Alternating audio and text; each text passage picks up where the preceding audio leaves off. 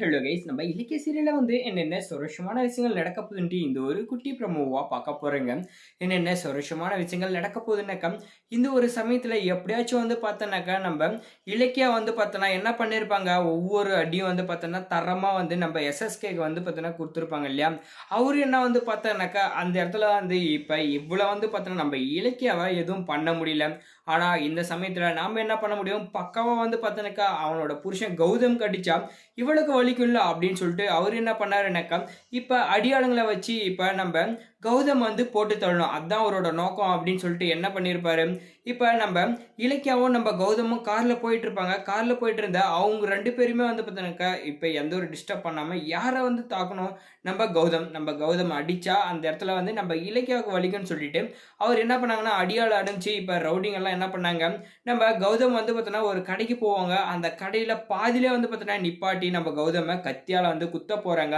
இப்ப இந்த சமயத்துல பார்த்தோன்னா, நம்ம இலக்கியாவால இத பார்த்துட்டு கொஞ்சம் கூட பொறுமையா இருக்க முடியாம அவங்க அங்கிருந்து அலறி அடிச்சுட்டு நம்ம கௌதம்னு போறாங்க. ஆனா இருந்தாலும் இந்த ரவுடிங்க மண்டைக்கு புடிச்சிடுறாங்க நம்ம கௌதம.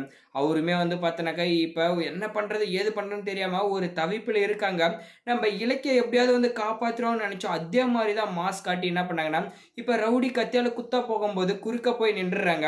இப்ப இந்த இலக்கியாவ எதுவும் பண்ணக்கூடாது. நம்ம டார்கெட் எல்லாமே அந்த கௌதம் தான். இவள அடிச்சு போட்டு கூட அவன கத்தியால குத்திட்டு போயிட்டே இருக்கணும்னு சொல்லிட்டு அவங்க ஒரு பிளான போட்டாங்க இல்லையா? அதே மாரி தான் இப்பவுமே பார்த்தீங்கன்னாக்கா, அந்த இடத்துல நம்ம கௌதம் கத்தியால குத்த போறாங்க. இந்த எஸ்எஸ்கே ஒரு பக்கம் ஃபோன் பண்ணி என்ன பண்ணாரு, இப்ப நம்ம இலக்கியாவுக்கு அவரே பார்த்தீங்கன்னா காப்பாத்துற ஒரு பிளானே குடுத்துட்டாரு இல்லைங்களா?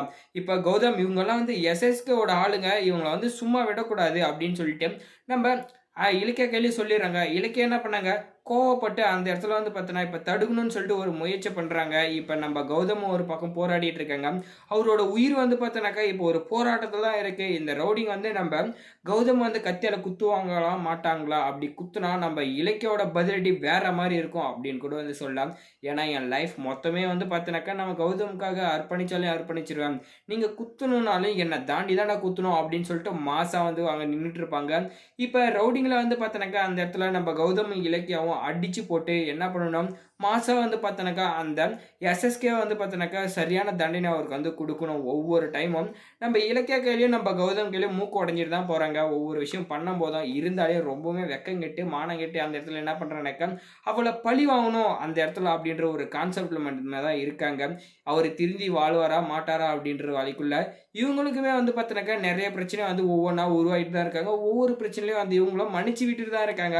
ஆனா இதுக்கப்புறமா மன்னிச்சு விடக்கூடாது. நம்ம கௌதமோட உயிருக்கு ஆபத்து வந்த பிறகும் பார்த்தோன்னா, நம்ம இலக்கியா மன்னிச்சு விட்டுட்டாங்கன்னா, அவங்களோட ஒரு முட்டாள் யாருமே இருக்க மாட்டாங்க. அவங்களுக்கு என்ன மாரி தண்டனை குடுக்கணுன்றத கமெண்ட்ல கமெண்ட் பண்ணி வீடியோக்கு லைக் போட்டு நம்ம சேனல சப்ஸ்கிரைப் பண்ணிக்கோங்க.